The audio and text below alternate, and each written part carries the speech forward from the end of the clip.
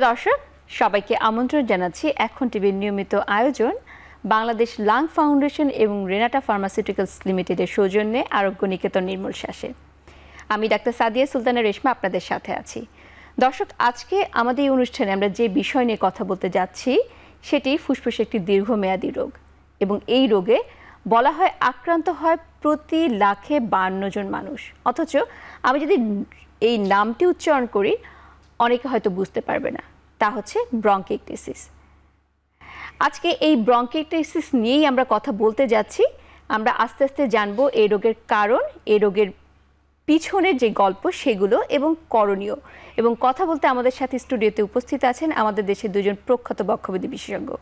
আমাদের সাথে আছেন ডাক্তার শেখ শাহিনুর হোসেন, সহযোগী অধ্যাপক, রেসপিরেটরি মেডিসিন বিভাগ, শহীদ তাজউদ্দিন মেডিকেল কলেজ ও হাসপাতাল। স্যার, স্বাগত জানাচ্ছি আপনাকে আমাদের অনুষ্ঠানে। ধন্যবাদ। আমাদের সাথে আরও আছেন ডাক্তার আরজুমান শারমিন, সহকারী অধ্যাপক, রেসপিরেটরি মেডিসিন বিভাগ, উত্তরা আধুনিক মেডিকেল কলেজ ও হাসপাতাল। আপনাকেও স্বাগত জানাচ্ছি আমাদের অনুষ্ঠানে। ধন্যবাদ। আমরা ব্রঙ্কিকটিসিস নিয়ে আজকে কথা বলবো। এই রোগটি নিয়ে যখন কথা বলতে যাচ্ছি হয়তো অনেক দর্শকই বুঝতে পারবে না এটি আবার কী ধরনের রোগ, অথচ এই রোগে কিন্তু অনেকেই আক্রান্ত হয় এবং অনেকেই ভুগছে, প্রায় সারা জীবন ধরেই ভুগছে, অথচ বলতে পারছে না যে তাদের এই রোগটি হয়েছে। তো প্রথমে একটু জানতে চাই ডাক্তার শেখ শাহিনুর হোসেন আপনার কাছে, এই ব্রঙ্কিকটিসিস রোগটি বলতে আমরা কি বুঝি? আসলে ব্রঙ্কিকটিসিস বলতে, ব্রঙ্কিকটিসিস হচ্ছে ফুসফুসের একটি দীর্ঘমেয়াদী রোগ। এখানে ফুসফুসের ভিতরে যে শ্বাসনালীগুলো থাকে, শ্বাসনালীগুলোতে অ্যাবনর্মালভাবে প্রসারিত হয় এবং পার্মানেন্টলি স্থায়ীভাবে অ্যাবনর্মাল এবং স্থায়ী প্রসারণ হয়, যার ফলে ওর ভিতরে যে কফগুলো জমা থাকে এই কফগুলো ঠিকমতো বের হতে পারে না। যার ফলে একটা রোগী সবসময় কাশি, কখনো কখনো শ্বাসকষ্ট, কখনো কখনো রক্ত যাওয়া, এই সমস্যাগুলো তৈরি হতে পারে। এখন আমরা যদি সহজভাবে বলতে চাই তাহলে বলবো যে শ্বাসনালীর অ্যাবনর্মাল এবং পার্মানেন্ট প্রসারণকেই বলা হয় ব্রঙ্কিকটিসিস। এটা ফুসফুসের একটি দীর্ঘমেয়াদী রোগ। ডক্টর শারমিন, আপনার কাছে একটু জানতে চাই, এই যে রোগটির কথা শুনলাম এটি অবশ্যই হচ্ছে, না হলে তো আমরা বলতে পারতাম না যে প্রতি 1 লাখে 52 জনেতে আক্রান্ত হচ্ছে। এই চিত্রটি আমাদের দেশের, এবং আমরা যখনই আমাদের দেশে কোনো পরিসংখ্যানের কথা বলি কিছুটা ঘাটতি থাকে, কিন্তু বিশ্বব্যাপী আমরা এই কারণে অন্য পরিসংখ্যানগুলো তুলে আনি। একটু জানতে চাই বিশ্বের যে পরিসংখ্যান এবং তার সাথে আমাদের দেশের সম্পর্কটা কীরকম, বা পরিসংখ্যানটি আসলে কীরকম? Thank you Reshma. আসলে ব্রঙ্কিকটিসিস বাংলাদেশে নিহাতি কম না। ব্রঙ্কিকটিসিস এটি অত্যন্ত সাধারণ একটি রোগ, কিন্তু আমাদের জনসচেতনতার অভাবে আমরা ব্রঙ্কিকটিসিস রোগটা মানুষের কাছে হয়তো বা ঠিকমতো পৌঁছাচ্ছে না। তো সারা বিশ্বব্যাপী যদি আমি একটা পরিসংখ্যান দেখি, ইউএসএ, ইউকেতে বিভিন্ন ধরনের স্ট্যাটিস্টিক্স করা হয়েছে ব্রঙ্কিকটিসিসের কতটুকু কী পরিমাণ ব্রঙ্কিকটিসিস আছে। তো দেখা গিয়েছে যে ইউএসএতে 3.5 লাখ থেকে 5 লাখ মানুষ ব্রঙ্কিকটিসিস রোগটাতে ভুগছে। একই রকম কাছাকাছি হচ্ছে ইউকেতে। বাংলাদেশে এরকম এক্স্যাক্ট স্ট্যাটিস্টিক্স নেই এখনও, তবে ব্রঙ্কিকটিসিসের সবচেয়ে প্রধান কারণের দিকে যদি আমরা তাকাই, বাংলাদেশে সবচেয়ে প্রধান কারণ হচ্ছে যক্ষ্মা বা টিউবারকুলোসিস। এটি বাংলাদেশ নয়, বাংলাদেশ সহ অন্যান্য উন্নয়ন দেশগুলোতেও যক্ষ্মা হচ্ছে একমাত্র কারণ। যক্ষ্মার পরবর্তী জটিলতা হিসেবে ব্রঙ্কিকটিসিস রোগটা ডেভেলপ করে, যেরকম আমাদের স্যার বললেন। তো এই পরিসংখ্যানটা, যক্ষ্মা রোগী আমাদের দেশে বিপুল সংখ্যক, সাধারণত প্রতি 1,221 জন রোগী হচ্ছে যক্ষ্মা। তো এই রোগীগুলোর মধ্যে 16 to 64% পেশেন্টেরই কিন্তু পরবর্তীতে জটিলতা হিসেবে ব্রঙ্কিকটিসিস ডেভেলপ করে। তার মানে বোঝাচ্ছে যে উন্নয়নশীল দেশে এবং বাংলাদেশ সহ ব্রঙ্কিকটিসিস রোগটা খুব সাধারণ, কেননা এখানে যক্ষ্মা রোগটা সাধারণ, খুব কমন। আর ইউএসএ সহ অন্যান্য ওয়েস্টার্ন কান্ট্রিগুলোতে যক্ষ্মা অতটা কমন না, সেখানেও কিন্তু ব্রঙ্কিকটিসিস নেহাত কম না, কিন্তু সেখানে কীরকম, সেখানে সাধারণত জন্মগত কারণে কিছু কারণ আছে যেগুলোতে ব্রঙ্কিকটিসিস হয়। তার মধ্যে একটি কারণ হচ্ছে সিস্টিক ফাইব্রোসিস, যেটি ওগুলো দেশের ব্রঙ্কিকটিসিসের কারণ। তো কারণগত দিক থেকে এটাই হচ্ছে আমাদের দেশের সাথে অন্যান্য দেশের পার্থক্য। ধন্যবাদ। ডক্টর শেখ শাহিনুর হোসেন, আপনার কাছে একটু জানতে চাই, আমরা দুটি কারণের কথা শুনলাম, যক্ষ্মা একটি, আবার জন্মগত কিছু কারণ। ব্রঙ্কিকটিসিস কি শুধুমাত্র এই দুইটি কারণেই হয়, নাকি এর পিছনে আরও কোনো কারণ রয়েছে? না, আসলে ব্রঙ্কিকটিসিস হওয়ার অনেকগুলোই কারণ রয়েছে, তবে বাংলাদেশের ক্ষেত্রে যক্ষ্মা একটা খুব অন্যতম প্রধান কারণ। এছাড়া জন্মগত ত্রুটির কথা তো বললই, তাছাড়া আমাদের ছোটবেলায় যদি কারো নিউমোনিয়া হয়ে থাকে তাদের ক্ষেত্রে এটা হতে পারে। তারপর মিজেস হয় বা হাম যদি হয় তাদের ক্ষেত্রে হয়। এবং বাংলাদেশে আরেকটা কমন দেখা যায় যে ফরেন বডি ইনফেকশন, বাচ্চারা কিছু খেয়ে ফেলে, পুঁথির দানা অথবা একটু বাদাম খেয়ে ফেললো অথবা কোনো যে আছে চুলের ক্লিপ বা এই জাতীয় কিছু বা ছোট পয়সা খেয়ে ফেলতে পারে। এরা যখন খেয়ে ফেলে তখন শ্বাস নিলে চলে যায়, যে এখানে পার্মানেন্ট অবস্ট্রাকশন হয়ে যায়, যেটা বাচ্চারা বলতে পারে না। যখন এই পার্মানেন্ট অবস্ট্রাকশন হয়ে যায় ফরেন বডি দিয়ে, তখন ওই অবস্ট্রাকশনের পরবর্তী জায়গাটা অ্যাবনর্মাল এবং পার্মানেন্ট ডাইলেটেশন হয়ে যায়, আচ্ছা, হয়ে ওইখানে কন্টিনিউয়াস কফ জমতে থাকে। এই কারণেই হতে পারে। এছাড়াও আরও বিভিন্ন কারণে অবস্ট্রাকশন হতে পারে, শুধু ফরেন বডি দিয়ে না।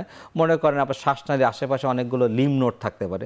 কোনো ছোটোবেলায় বাচ্চাদের ক্ষেত্রে দেখা যায় যে এই লিম নোডগুলো একটু ফুলে গেছে, ফুলে যে সে শ্বাসনালীকে কম্প্রেস করলে তখনও আবার এটা ব্রঙ্কাইটিস ডেভেলপ করতে পারে।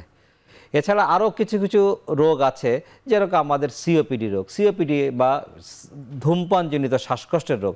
এই রোগও যেহেতু পেশেন্টের বারবার ইনফেকশন হয় সেই ক্ষেত্রেও হতে পারে, ব্রঙ্কাইটিস হতে পারে। যাদের শ্বাসরোগের এমনি ফুসফুসে দীর্ঘমেয়াদী অন্যান্য রোগ আছে বা যারা রেগুলার ধূমপান করছে, এদের ক্ষেত্রেও এই ব্রঙ্কাইটিস একটা কমন রোগ। তার মানে বিভিন্ন কারণে হচ্ছে, বিভিন্ন কারণে হতে পারে। আমি একটু জানতে চাই যে এই রোগগুলো তো হচ্ছে, উপসর্গগুলো কিরকম দেখা যায়? সাধারণত এই রোগের উপসর্গের মধ্যে প্রথম আসে হচ্ছে কাশি। রোগী এসেই কমপ্লেন করে, স্যার আমার খুব কাশি হচ্ছে। কাশি এবং কফ তৈরি হওয়া, স্পুটাম তৈরি হওয়া, এবং এই স্পুটামটা কখনো কখনো হলুদ রঙের হয়। যখন ইনফেক্টেড থাকে তখন হলুদ রঙের হয়, সবুজ রঙের হতে পারে, আবার সাদা হতে পারে। তার মানে প্রফিউজ স্পুটাম প্রোডাকশন হয় এবং কাশি হয়। বুকে ব্যথা নিয়ে আসতে পারে, কাশির সাথে রক্তও যেতে পারে, এবং কখনো কখনো বুকে ব্যথা, শ্বাসকষ্ট এবং কাশির সাথে রক্তও যেতে পারে। রোগী এসে কমনলি বলে, স্যার আমার কাশি হয়, বুকে ব্যথা হচ্ছে, জ্বরও হতে পারে এবং শ্বাসকষ্ট হচ্ছে। এগুলো তো অনেক ধরনের ফুসফুসের রোগেই হচ্ছে। তাহলে এই ব্রঙ্কাইটিসটাকে কিভাবে আলাদা করব? এখানে আলাদা করার উপায়টা কি? যেমন স্যার বললেন কিছু উপসর্গ আমরা জানলাম, তো এই উপসর্গগুলো আপনি ঠিকই বললেন যে এগুলো অনেকগুলো ডিজিজের সাথে কিন্তু মার্জ করে যায় একই রকম।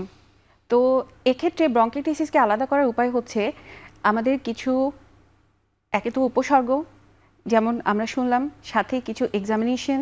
যেমন আমরা রোগীটাকে যখন পরীক্ষা করি আমাদের স্টেথো দিয়ে, আমরা যখন রোগীটাকে পরীক্ষা করি, আমরা লাংসের মধ্যে বিশেষ কিছু ফাইন্ডিংস ইউজুয়ালি পাই।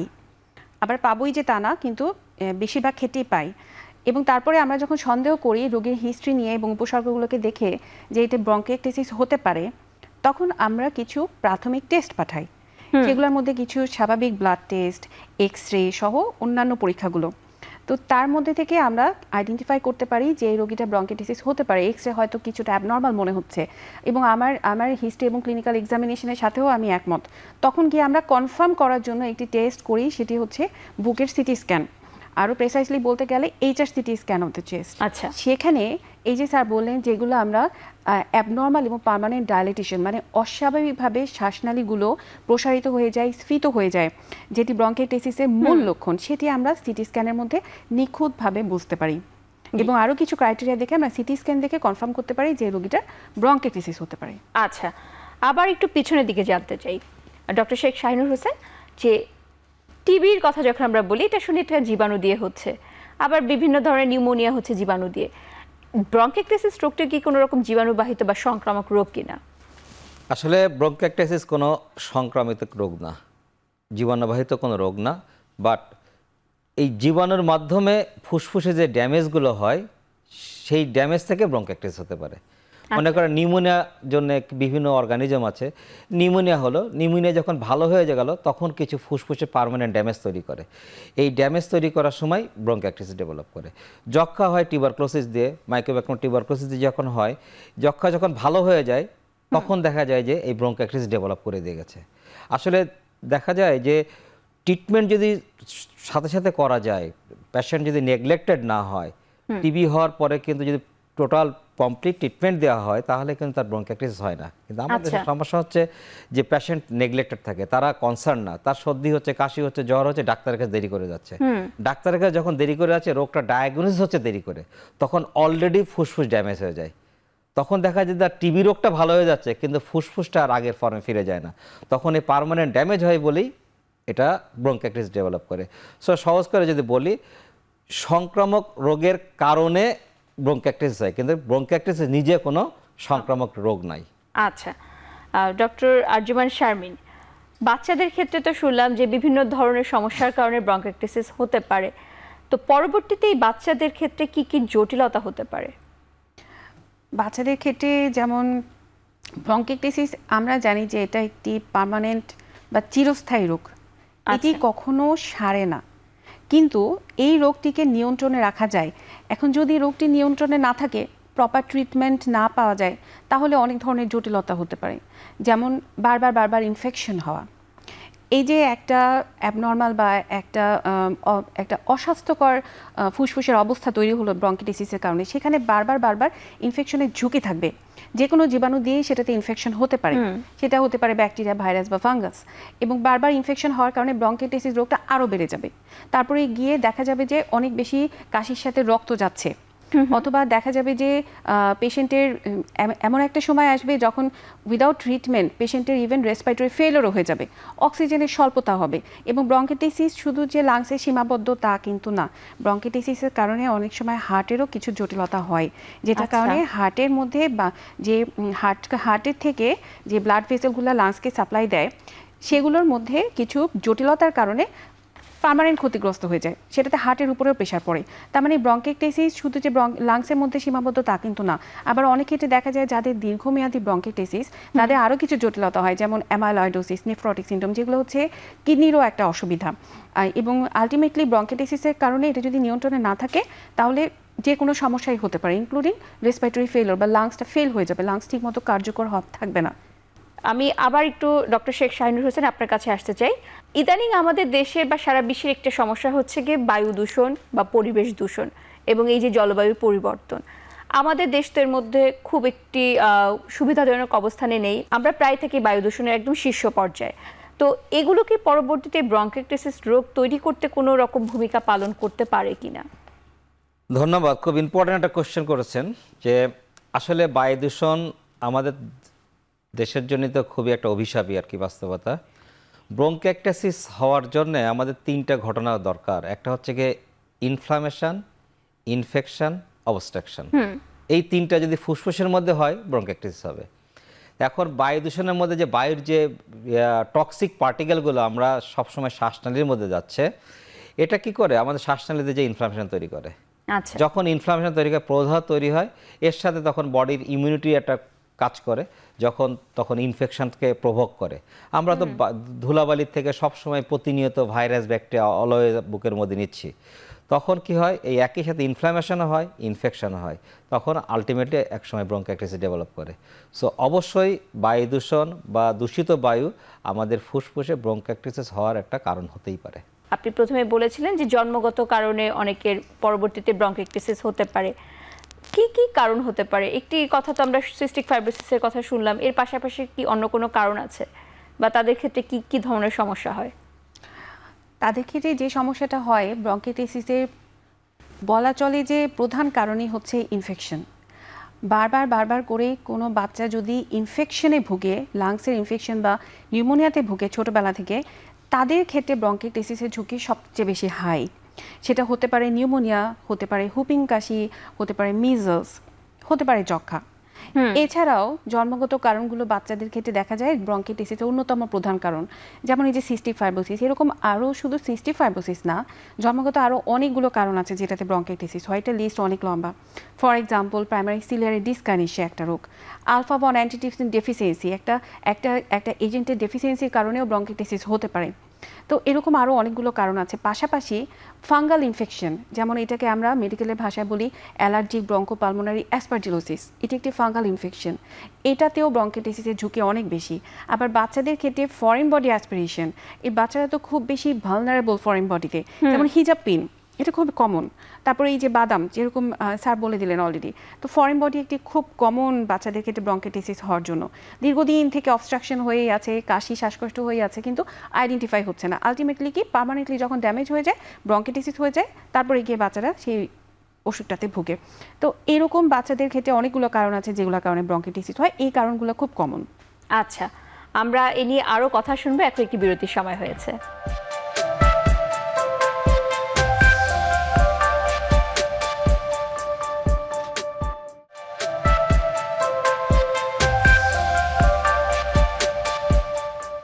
আবারও স্বাগত জানাচ্ছি এখন টিভি নিয়মিত আয়োজন আরোগ্য নিকেতন নির্মল শ্বাসে। আজকে আমরা কথা বলছি ব্রঙ্কিকটিসিস, এই রোগের চিকিৎসা, এই রোগের কারণ এবং পিছনের গল্পগুলো আমরা একটু করে শুনছিলাম।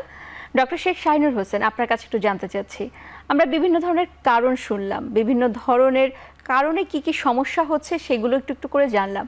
ইদানিং আমাদের দেশে একটি পুরানো রোগ নতুন করে দেখা দিচ্ছে, তা হচ্ছে কোভিড নিউমোনিয়ায় মারা যাচ্ছে অনেকে এবং মারা গিয়েছে অনেকে। এর সাথে কি ব্রঙ্কিকটিসিসের কোনো সম্পর্ক আছে কিনা?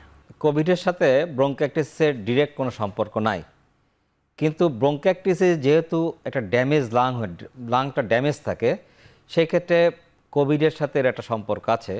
এখন কোভিড তো একটা ভাইরাস, এই ভাইরাসটা যখন আমার ফুসফুসে শ্বাসনালীতে ঢোকে তখন এই ড্যামেজ লাংকে আরও ক্ষতিগ্রস্ত করে, যার ফলে দেখা যাবে যে অন্য একটা হেলদি লাং, যার একটা হেলদি লাং আছে তার জন্যই কোভিড যেভাবে ইফেক্ট করবে, একটা ডিজিজ লাঙে কিন্তু আরও বেশি খারাপ ইফেক্ট করবে।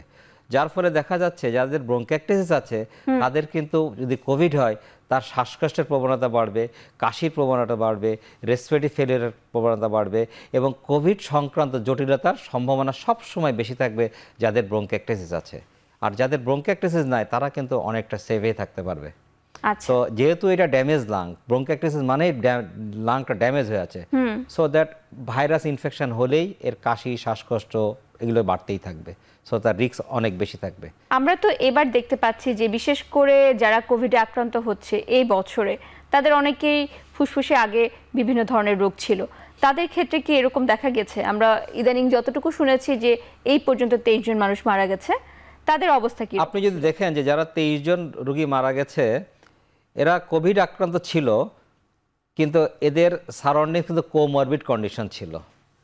হয়তো তার দীর্ঘমেয়াদী ফুসফুসে কোনো রোগ ছিল, অথবা তার ডায়াবেটিস ছিল, অথবা কিডনি ডিজিজ ছিল, উচ্চ রক্তচাপ ছিল, বা এমন কোনো কন্ডিশন ছিল যার জন্যই তার রোগ প্রতিরোধ ক্ষমতা কম ছিল, যার জন্যই তার আসলে মৃত্যুটা হয়েছে। আসলে এখন যে আমাদের ওমিক্রন যে ভেরিয়েন্টগুলো চলতেছে, এই ভেরিয়েন্টটা আসলে আপার রেসপিরেটরি ট্র্যাক্টে ইনফেকশন করে। মানে শ্বাসনালীকে আমরা দুই ভাগে ভাগ করেছি, একটা হচ্ছে উপরের শ্বাসনালী, উপরিভাগের শ্বাসনালী, আর নিচের ভাগের শ্বাসনালী। ইউজুয়ালি নিচের ভাগের শ্বাসনালীতেই নিউমোনিয়া হয়, আর উপরের ভাগের শ্বাসনালীতে এই জাস্ট সর্দি কাশি গলা ব্যথা এর মধ্যেই থাকে। তো এইটা যখন একটা রোগীর কোমরবিড কন্ডিশন বেশি থাকে, ইমিউন সাপ্রেস থাকে, বা স্টেরয়েড নাই, বা ক্যান্সারের রোগী, তাদের ক্ষেত্রে কিন্তু এই ইফেক্টটা বেশি হয়। সো এখন এই ওমিক্রনটা তাদের একটা অ্যাগ্রাভেটিং ফ্যাক্টর হিসেবে কাজ করে, কিন্তু যদি কোনো হেলদি পার্সন হয় সেক্ষেত্রে কিন্তু মৃত্যু ঝুঁকি অনেক কম। ধন্যবাদ। আমরা একটু কোভিডের কথা শুনে নিলাম। ডক্টর আরজুমান শারমিন, আমরা আবার একটু ব্রঙ্কিকটিসিস নিয়ে আলোচনায় আসতে চাই। ব্রঙ্কিকটিসিসে তো আপনি বলেছেন বিভিন্ন ধরনের উপসর্গ হয়, এই যে কাশি হচ্ছে, কাশির সাথে কফ আসছে, কারো কারো রক্ত আসছে। রক্তের কথা যখন বলা হয় তখন কিন্তু সবাই একটু ভয় পেয়ে যায়, এবং রক্ত যখন দেখে যে কাশির সাথে রক্ত আসছে, এটাকে মোটামুটি একটু তীব্র কোনো রোগ ধরেই চিন্তা করা হয়। তো যখনই কাশির সাথে রক্ত আসে, এটি কি ব্রঙ্কিকটিসিসের জন্য না টিবির জন্য? এটা কিভাবে আলাদা করা যাবে? আসলে ব্রঙ্কিকটিসিস নিজেই কাশির সাথে রক্তপাত সৃষ্টি করতে পারে। ব্রঙ্কিকটিসিসের যখন কমপ্লিকেশন হয়, যখন সেই যে রোগীটার ব্রঙ্কিকটিসিস আছে দুই ধরনের থাকতে পারে, হয় এটি স্টেবল থাকতে পারে অর্থাৎ কন্ট্রোলে থাকতে পারে, অথবা ব্রঙ্কিকটিসিস কন্ট্রোলে নেই, সেটাকে আমরা বলি ব্রঙ্কিকটিসিস এক্সাজারবেশন। এই যে কন্ট্রোলে না থাকা ব্রঙ্কিকটিসিস, সেটার পিছনে তো অনেকগুলো কারণ আমরা শুনে নিলাম, তার মধ্যে মেজর কারণ হচ্ছে ইনফেকশন। সেটা হতে পারে কোভিড, হতে পারে ভাইরাস, অন্য ভাইরাস, হতে পারে ব্যাকটেরিয়া বা ফাঙ্গাস। তো যখন ব্রঙ্কিকটিসিস এক্সাজারবেশন হচ্ছে, অর্থাৎ এটা অনিয়ন্ত্রিত হয়ে যাচ্ছে, তখন কিন্তু ব্রঙ্কিকটিসিসের রোগীদের কাশির সাথে রক্ত আসতে পারে। তো তার মানে বোঝা যাচ্ছে ব্রঙ্কিটিসিস নিজেই কিন্তু কাশির সাথে রক্ত তৈরি করতে পারে। সেই যে ব্রঙ্কিটিসিসটা এটা হতে পারে কোনো একটা ইনফেকশনের কারণে এখন ব্রঙ্কিটিসিসটা বেড়ে গেল, তাই রক্ত আসছে। তাই আমাদেরকে ফাইন্ড আউট করতে হবে আদৌ এখানে কোনো ইনফেকশন আছে কিনা।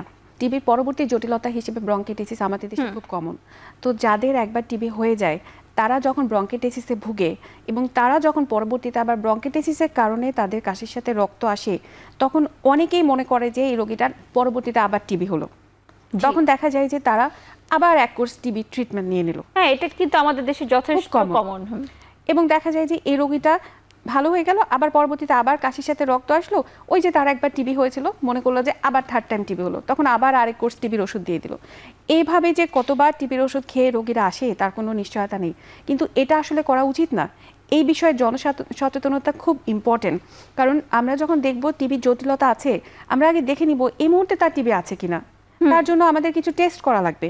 যদি টিবি না থাকে এটা ধরেই নিতে হবে টিবির কারণে যে ড্যামেজটা হলো বা ব্রঙ্কিটিসিস হলো সেটার কারণে হচ্ছে, আমরা শুধু সেই কারণটা ট্রিটমেন্ট করব। আমরা বারবার তাকে টিবির ওষুধ আননেসেসারি দিব না। জি, অবশ্যই এই সচেতনতা অবশ্যই জনগণের কাছে পৌঁছে দেওয়ার জন্য আমাদের এই ধরনের আয়োজন। আপনি যে চিত্রটির কথা বলেছেন এটি অবশ্যই একটি ভয়াবহ চিত্র, যে বারবার টিবির ওষুধ খাচ্ছে এবং দেখা যাচ্ছে যে আসল রোগটি চিকিৎসা হচ্ছে না। ডক্টর শেখ শাহিনুর হোসেন, আপনার কাছে একটু জানতে চাই, যেমন এই ধরনের সমস্যা আছে, আবার অনেকে দেখা যায় যে বারবার তার জ্বর আসছে এবং কাশিটা পেকে যাচ্ছে, এই ধরনের উপসর্গের কথাও বলে, এই ধরনের সমস্যার কথাও বলে। সেটি হলে কি সেটি কি যক্ষা হবে নাকি ব্রঙ্কিটিসিস, এটি কিভাবে পার্থক্য করবে? আচ্ছা, সবচেয়ে ইম্পর্টেন্ট ইস্যু হচ্ছে যে ব্রঙ্কিয়াক্টাইটিসে ইনফেকশন হয়, রিকারেন্ট ইনফেকশন হয়, বারবার ইনফেকশন হয়। যখনই ইনফেকশন হবে তখনই কফটা পেকে যাবে এবং জ্বর হবে। এখন এটা টিবির জন্য হচ্ছে কি না এটা জানতে গেলে আমরা খুব সহজে এটা কফ পরীক্ষা করলেই পেয়ে যেতে পারি। আমরা যে কফ পরীক্ষা করে টিবির জীবাণু দেখতে পাই তাহলে এটা টিবি আছে, আর যদি টিবির জীবাণু না থাকে তাহলে অন্য ব্যাকটেরিয়া হতে পারে। সেটাও আমরা সিম্পলি কফ পরীক্ষার কালচার সেন্সিটিভিটি করলে বুঝতে পারবো যে এটা কোন ব্যাকটেরিয়া বা কোনো ভাইরাস দিয়ে হচ্ছে কিনা অথবা টিবি দিয়ে হচ্ছে কিনা, সিম্পল হিসাব। জি, আমরা তো আমাদের দেশের কথা যখন বলি, আমাদের দেশে অনেক ধরনের চ্যালেঞ্জ মোকাবেলা করে চিকিৎসা করতে হয়। ব্রঙ্কিটিসিসের চিকিৎসার ক্ষেত্রে কি ধরনের চ্যালেঞ্জ সাধারণত আপনি মনে করেন যে জনগণ সেটিকে ফেস করে? ব্রঙ্কিয়াক্টাইটিসের চিকিৎসায় অনেকগুলোই সমস্যা হচ্ছে, প্রথম মনে করেন এই রোগটা ডায়াগনোসিস করার একটা সমস্যা, চ্যালেঞ্জ। কারণ রোগীগুলো তো কনসাস না, ইলিটারেট থাকে। মনে করেন তার সর্দি কাশি আছে, এই কিছুদিন পর পর কাশি হচ্ছে, একটু কফ হচ্ছে, আবার ভালো হচ্ছে, দোকান থেকে ওষুধ কিনে খাচ্ছে, কোনো ফার্মেসি থেকে ওষুধ কিনে খাচ্ছে, কাশি ভালো হয়ে যাচ্ছে। যখন কাশি কোনোভাবেই ভালো হচ্ছে না, শ্বাসকষ্ট ডেভেলপ করছে, তখনই দেখা যায় ডাক্তারের কাছে আসছে। এটা একটা প্রবলেম। অনেক সময় দেখা যায় ডাক্তারের কাছে গিয়েছে, প্রপার ডাক্তারের কাছে যেতে পারেনি, অথবা ডাক্তার সিম্পলি একটা এক্স রে করেছে। অনেক সময় দেখা যায় এক্স রে করলে ব্রঙ্কিয়াক্টাইটিস ধরা পড়ে একটা। যদি এই রুগীটা একজন স্পেশালিস্টের কাছে যেত, বক্ষব্যাধি বিশেষজ্ঞের কাছে যেত, সে কিন্তু এটা ডায়াগনোস করে ফেলতে পারতো জি, যে এইটা ডায়াগনস্টিক ডাইলেমা, এটা একটা প্রবলেম। 2 নম্বর হচ্ছে পেশেন্ট কনসাসনেস। আমি একটা রুগীকে ব্রঙ্কিয়াক্টাইটিসের ডায়াগনোস করলাম, করার পরে তাকে আমি তার জীবনযাপন পদ্ধতি, তার ট্রিটমেন্ট পদ্ধতি, মানে এডুকেশন এবং কশন, এইগুলো আমি সব বুঝাই দিলাম। এডুকেশন, কশন, মেডিকেশন কী হবে, সে কীভাবে জীবনযাপন করবে, কি ওষুধ খাবে, কি কি সাবধানতা অবলম্বন করবে, এইগুলো আমি রুগীকে বলার পরও দেখা যাচ্ছে রুগী এগুলো শুনতেছে না, যার ফলে তার ব্রঙ্কিয়াক্টাইটিসের প্রকোপটা বেড়েই যাচ্ছে। এগুলো চ্যালেঞ্জ। সো দ্যাট ইলিটারেট পেশেন্টের সচেতনতার অভাব এবং রোগ ধরার ক্ষেত্রে ডায়াগনোসিস ডিলে, এটা তো প্রবলেম, একটা চ্যালেঞ্জ। জি, তো এই চ্যালেঞ্জগুলো যদি মোকাবেলা করতে হয় তাহলে আসলে কি করণীয়? এই চ্যালেঞ্জগুলো আসলে মোকাবেলা করতে গেলে প্রথমে দরকার আছে সচেতনতা বৃদ্ধি। সচেতনতা বৃদ্ধি হচ্ছে, আমাদের সবসময় বলা হয় যে 3 সপ্তাহের কাশি হলেই যক্ষার সম্ভাবনা আছে, যেরকম ঠিক তেমনি এইটাকে একটু মডিফাইড ওয়েতে করা যেতে পারে। দীর্ঘমেয়াদী কাশি, দীর্ঘমেয়াদী শ্বাসকষ্ট, আপনি শ্বাসকষ্টের ডাক্তার বা বক্ষব্যাধি ডাক্তারের শরণাপন্ন হন। জি, আপনি একটা রোগী যদি তার কাশি বা শ্বাসকষ্টের জন্য একজন বক্ষব্যাধি স্পেশালিস্টের কাছে যায়, প্রপার জায়গায় যায়, তাহলে কিন্তু এই রোগের প্রকোপতা কমবে এবং এই রোগটা ডিজেবল হবে না। তাকে প্রপার ম্যানেজমেন্টের মধ্যে রাখলে, তাকে প্রপার এডুকেশনের মধ্যে রাখলে রোগী ভালো থাকবে। এটা হচ্ছে সহজ উপায়, জনসচেতনতা তৈরি করা, যেটার মাধ্যমে আমরা এই রোগটাকে অনেকখানি প্রতিরোধ করতে পারি। জি, আমরা এই নিয়ে আরো কথা শুনবো, একটি বিরতির সময় হয়েছে।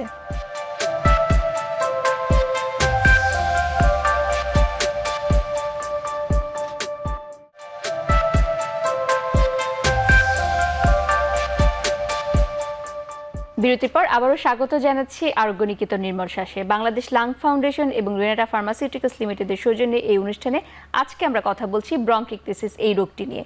আমরা আলোচনা করছিলাম এবং বিভিন্ন ধরনের কারণগুলো শুনছিলাম, যে যেমন হচ্ছে টিবি একটি বড় কারণ, তেমন হচ্ছে বাচ্চাদের বিভিন্ন ধরনের ইনফেকশনের কারণে হচ্ছে।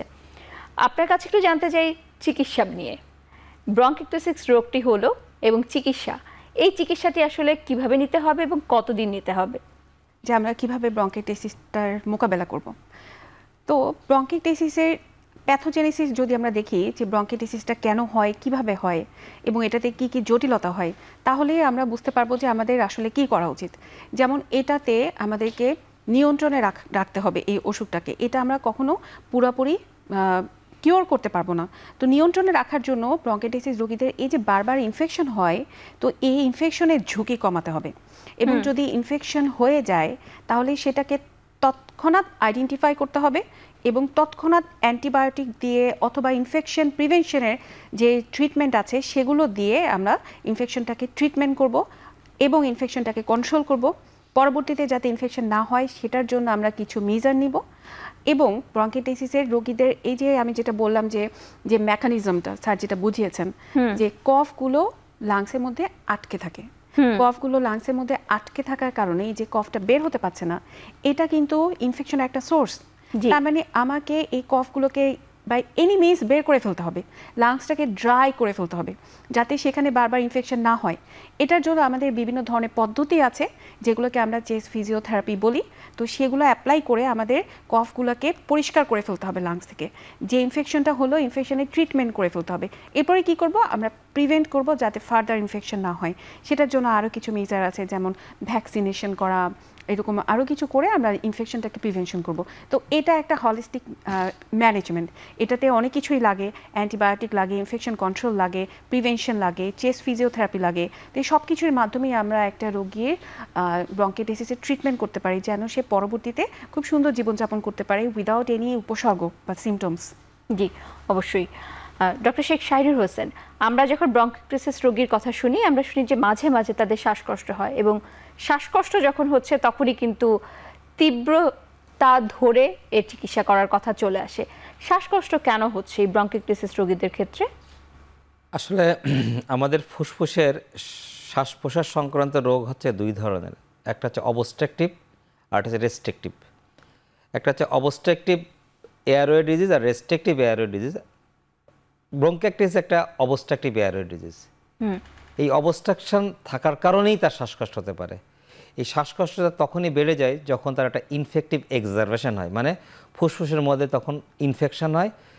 তার তো এমনিতেই তার শ্বাসনালী চিকুন হয়ে আছে, কোনো জায়গায় প্রসারিত হয়ে আছে, অবস্ট্রাকশন হয়েছে বাই এনি মিনস, এর সাথে তার ইনফেকশন হচ্ছে। যখন ইনফেকশন হচ্ছে তখনই তার শ্বাসকষ্টটা হচ্ছে। এটা হচ্ছে বেসিক মেকানিজম, কারণ এটা আসলেই শ্বাসনালীর রোগ। যখন ইনফেকশন হয় তখনই শ্বাসকষ্ট হয়। জি, তো শ্বাসকষ্টের কারণে অনেক সময় দেখা যায় অক্সিজেন দিতে হচ্ছে এবং কারো কারো ক্ষেত্রে দেখা যায় সারা জীবনই তাকে বলা হয় অক্সিজেন নিতে হবে।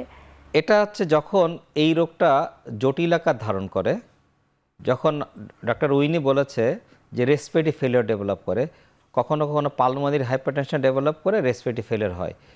অবস্ট্রাকটিভ এয়ারওয়ে ডিজিজে যখন ফুসফুস পর্যাপ্ত পরিমাণ অক্সিজেন সাপ্লাই দিতে পারে না, তার মানে আমার ফুসফুস থেকে আমার ব্লাডে যে অক্সিজেনটা যাবে, এই অক্সিজেনটা যখন পরিপূর্ণভাবে সাপ্লাই দিতে পারে না, একই সাথে ফুসফুসের প্রেশার বেড়ে যায়, আমরা বলি ফুসফুসের প্রেশার বেড়ে যাওয়া বা পালমোনারি হাইপারটেনশন হয়ে যায়, তখন দেখা যায় যে রোগীর অক্সিজেন স্বল্পতা দেখা দিয়েছে। তখন তাকে পার্মানেন্টলি এই অক্সিজেন সাপ্লিমেন্ট দেওয়া হয়। সেই জন্যে যখন রোগী অধিক জটিল হয়ে যায় বা কখনো কখনো পালমোনারি হাইপারটেনশন থেকে পালমোনারি নামে একটা রোগ আছে যেটা হার্ট ফেলিওর ডেভেলপ করে, সেই সব ক্ষেত্রে আমাদের আসলে অক্সিজেন সাপ্লিমেন্টারি দিতে হয়। এটা দিলে কি হয় যে আমাদের ফুসফুসের যে পালমোনারি হাইপারটেনশনটা রিলিভ করে এবং প্রপার অক্সিজেন সাপ্লাইটা নিশ্চিত করে, যার ফলে এই প্রপার অক্সিজেন সাপ্লাইটা নিশ্চিত করলেই তার শ্বাসকষ্টটা অনেক কমে যায়। ডক্টর শারমিন, আপনার কাছে জানতে চাচ্ছি, আপনি বলেছিলেন যে এখানে সিটি স্ক্যান করতে হবে, কিন্তু আমাদের দেশের কথা যদি চিন্তা করি, আমাদের দেশে কিন্তু অনেক অঞ্চলে এখনো সিটি স্ক্যান ফ্যাসিলিটি যেটাকে বলে সেটা কিন্তু পাওয়া যায় না। তো তাদের ক্ষেত্রে কি করণীয়? যদি ট্রিটমেন্ট পারপাসে বলি তাহলে যদি ডায়াগনোসিস পারপাসে বলি তাহলে এই যে প্রত্যন্ত অঞ্চলে যেখানে সিটি স্ক্যান অ্যাভেলেবল না, সেক্ষেত্রে রোগীর উপসর্গ দেখে এক্স রে করে এক্সামিনেশন করে আমাদের ব্রঙ্কিওটেসিস রোগটাকে আইডেন্টিফাই করতে হবে এবং জানতে হবে যে এই রোগটা এভাবে এভাবে আইডেন্টিফাই করা যায়, এটা বিষয়ে নলেজ থাকা লাগবে, তাহলে তো রোগটা মিস হয়ে যাবে। তো এখন যাদের ব্রঙ্কিওটেসিস আমি চিন্তা করছি তাদের ক্ষেত্রে আলটিমেটলি যেটা বললাম যে গোল্ড স্ট্যান্ডার্ড ডায়াগনস্টিক টেস্টই হচ্ছে সিটি স্ক্যান। তাহলে আমি নিখুঁতভাবে এই যে ডাইলেটেশনগুলো বুঝবো কিভাবে? তো সেটার জন্য এটা আমাদের সিটি স্ক্যান যদি না থাকে তাহলে সেক্ষেত্রে যদি সিটি স্ক্যান আসলেই দরকার হয় যে এক্স রে দেখে বোঝা যাচ্ছে না বা অ্যাবনর্মালিটি মনে হচ্ছে কিন্তু আমি কনফার্ম না, সেক্ষেত্রে সিটি স্ক্যান করার জন্য আমাদেরকে রোগীগুলোকে জেলা শহরে বা এগুলোতে পাঠানো লাগতে পারে। আর যদি ট্রিটমেন্ট পারপাসে বলি তাহলে এই যে শহরের বাহিরে অ্যান্টিবায়োটিক অ্যাভেলেবল বা যে কোনো ইনফেকশন, আমি যখন পেশেন্টের একটা সিম্পল কফ পরীক্ষা করলাম, কফ পরীক্ষা তো সব জায়গায় অ্যাভেলেবল, আমি যখন ইনফেকশনটা আইডেন্টিফাই করতে পারলাম, আপনার সেই ইনফেকশনের অ্যাগেনস্টে অ্যান্টিবায়োটিক হোক, অ্যান্টিভাইরাল হোক, অ্যান্টিফাঙ্গাল হোক, আমরা দিয়ে ইনফেকশনটাকে কন্ট্রোল করতে পারবো কিন্তু খুব ইজিলি। সেটার জন্য কিন্তু বাইরের কোথাও পাঠানো লাগে না। আমরা যদি অ্যাজ এল এজ পসিবল ইনফেকশনটাকে আইডেন্টিফাই করে ট্রিটমেন্ট দিই তাহলে এটার জটিলতা কিন্তু কম হবে, এটার জন্য অনেক বেশি ট্রিটমেন্টেরও দরকার হবে না। তাই এই যে বললাম যে সচেতনতা খুব জরুরি এবং সেই সাথে নলেজটাও খুব ইম্পর্ট্যান্ট। ডক্টর শেখ শাহিনুর হোসেন, আপনার কাছে একটু জানতে চাই, আমরা ব্রঙ্কিওটেসিসের চিকিৎসা নিয়ে অনেক কথা শুনলাম এবং বারবার একটি কথা চলে এসেছে, তা হচ্ছে জনসচেতনতা বাড়াতে হবে এবং বাড়ানোর ক্ষেত্রে একটি বড় ভূমিকা পালন করে আমাদের যে জনস্বাস্থ্য নিয়ে যারা কাজ করছে, পলিসি মেকার যারা আছে তাদের কাছে কি প্রপার মেসেজ আছে এই রোগের ভয়াবহতা নিয়ে? এই রোগের ভয়াবহতা নিয়ে কেবলমাত্র আসলে কাজ শুরু হয়েছে। বাংলাদেশ লাং ফাউন্ডেশন এবং ডেমিয়েন ফাউন্ডেশন একসাথে কাজ শুরু করেছে কেবল, যে পোস্ট টিউবারকুলার যে লাং ডিজিজগুলো হচ্ছে, পোস্ট ইনফেক্টিভ লাং ডিজিজগুলো হচ্ছে, সেইগুলো নিয়ে কাজ শুরু করছে। আসলে এখনও কিন্তু অতটা জনসচেতনতা তৈরি হয়নি, কেবল কাজ শুরু হয়েছে এবং এর সাথে আমাদের বাংলাদেশ লাং ফাউন্ডেশন একদম খুব কাছাকাছি একসাথে যুগপৎভাবে কাজ করে যাচ্ছে, কিন্তু আসলে কোনো পরিপূর্ণ ডাটা এখনও বাংলাদেশে তৈরি হয়নি। আপনি তো বক্ষব্যাধি নিয়ে অনেক দিন ধরে কাজ করছেন এবং আপনি ন্যাশনাল ইনস্টিটিউটে ছিলেন এবং সবসময় এই ধরনের রোগী দেখেছেন। আমাদের দেশের চিত্রটি কীরকম, যে এই ধরনের রোগী আসলে কতটা ভয়াবহ অবস্থা নিয়ে আমাদের চিকিৎসা নিতে আসে? আসলে আমাদের কাছে যখন আসে, আমরা টারশিয়ারি লেভেলে কাজ করি, আমাদের কাছে যখন আসে তখন আসলে অনেক খারাপ অবস্থায় আসে, তখন অলমোস্ট তারা ফুসফুস রেসপিরেটরি ফেলিওর নিয়ে আসে, লাং ফেলিওর নিয়ে আসে, সিভিয়ার অবস্থায় বা করপালমে নিয়ে আসে। আপনি যেটা বললেন যে অক্সিজেন দেওয়া লাগে, আসলে অক্সিজেন ডিপেন্ডেন্ট পেশেন্টগুলোই আমাদের কাছে ইউজুয়ালি আসে। সো এর পার্সেন্টেজ কিন্তু একেবারে কম না, কিন্তু এই রুগীটা যদি আমাদের কাছে প্রথম থেকে আসতো তাহলে কিন্তু তার এই পরিণতিটা হতো না। আমরা তো যেহেতু হসপিটালে দেখি, হসপিটালে সবসময় খুব খারাপ রোগীগুলো আসে, একদম end stage of the disease, যখন রেসপিরেটরি ফেলিওর হচ্ছে, করপালিন হচ্ছে, হার্ট ফেলিওর ডেভেলপ করছে, সেই সময় তারা আসে। কিন্তু এই রোগীগুলো যদি আগেই বক্ষব্যাধি ডাক্তারের শরণাপন্ন হতো, প্রথম থেকে শরণাপন্ন হতো, জনসচেতনার মাধ্যমে যদি তারা ডাক্তারের কাছে আসতো ঠিক মতো, তাহলে কিন্তু তারা এই জটিল অবস্থার মধ্যে পড়তো না। ডক্টর শারমিন, আপনার কাছে একটু জানতে চাই, এই যে রোগটি নিয়ে আমরা বারবার কথা বলছি, রোগের তো অবশ্যই জটিলতা হয়েছে এবং জটিলতার মধ্যে একটি অন্যতম জটিলতা হচ্ছে রোগীকে অনেক সময় অক্সিজেন নিতে হচ্ছে, তার শ্বাসকষ্ট হচ্ছে, তাদের কি আইসিইউ পর্যন্ত যেতে হয়? এখন এটা ডিপেন্ড করে যে কোন স্টেজে আছে ব্রঙ্কিওটেসিসটা, ডিপেন্ড করে যে কতটুকু কন্ট্রোলে ছিল। যদি রোগটা শুরু থেকেই প্রপারলি কন্ট্রোলে না থাকে তাহলে লাংসের হেলদি প্যারেনকাইমা বা লাংসের হেলদি অংশগুলো তো আর থাকছে না, যেটার মাধ্যমে অক্সিজেন নিবে এবং ছাড়বে, কী দিয়ে ছাড়বে, কী দিয়ে নিবে। তো এই যে আনহেলদি লাংসের মধ্যে বারবার ইনফেকশন হওয়ার কারণে হেলদি লাংসটা অ্যাফেক্টেড হয়ে গেল, তখন আর লাংসের কার্যকারিতা বলতে কিছু থাকছে না, তখন তাকে ইন্টেনসিভ সাপোর্টেরই দরকার হয়, তাদেরকে আইসিইউ পর্যন্ত যাওয়া লাগে। যাদের ফেইলিওর ডেভেলপ করে, অর্থাৎ রেসপিরেটরি ফেইলিওর মানে লাংসটা আর আগের মতো কার্যকর না, তাদেরকে আইসিইউ সাপোর্ট দেওয়া লাগে, অনেক সময় তাদেরকে ভেন্টিলেশনে দেওয়া লাগে, তাদেরকে কিছু বিশেষ মেশিনের মাধ্যমে তাদের ভিতরের অবস্ট্রাকশনটাকে রিলিফ করা লাগে, তাদের অক্সিজেনের মাত্রা বাড়ানো লাগে। তো এইটা হচ্ছে যাদের ব্রঙ্কিওটেসিসটা আসলে অনেক বেশি সিরিয়াস পর্যায়ে চলে যায়, তাদের ক্ষেত্রে আইসিইউ সাপোর্টটা দরকার হয়ে পড়ে। আমরা এই নিয়ে আরও কথা শুনবো, আবার একটি বিরতির সময় হয়েছে।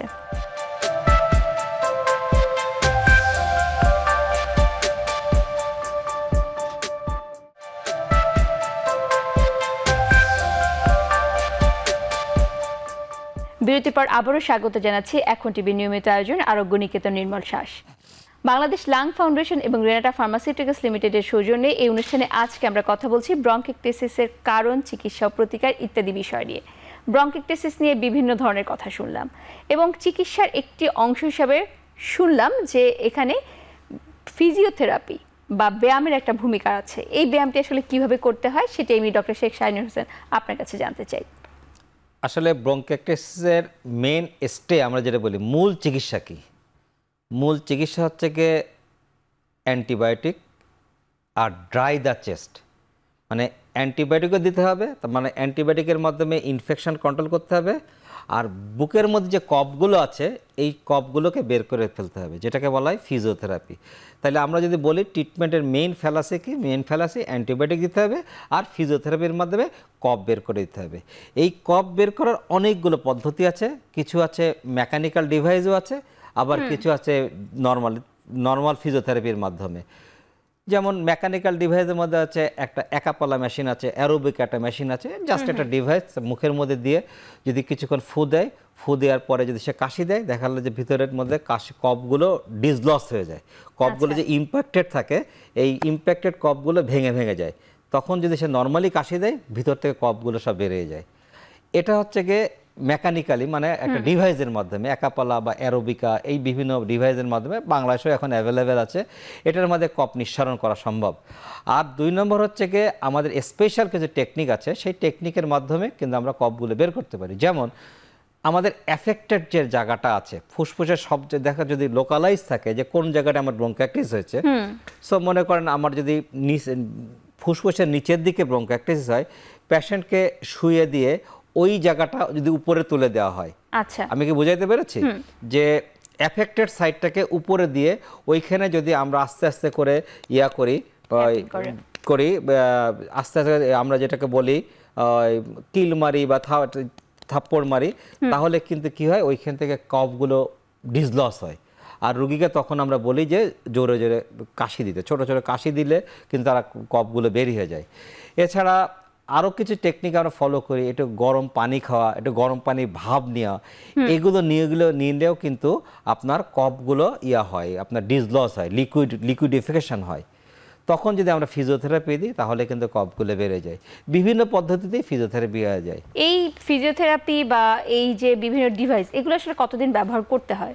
এটা অলমোস্ট সবসময় যদি আমরা করি, মনে করেন যখন সিমটম ডেভেলপ করছে তখনই আমরা শুরু করলাম, তারপরে কফ যখন ভালো হয়ে যাচ্ছে যে না আমি এখন আর সিমটম ফ্রি, তখন আর করার লাগছে না।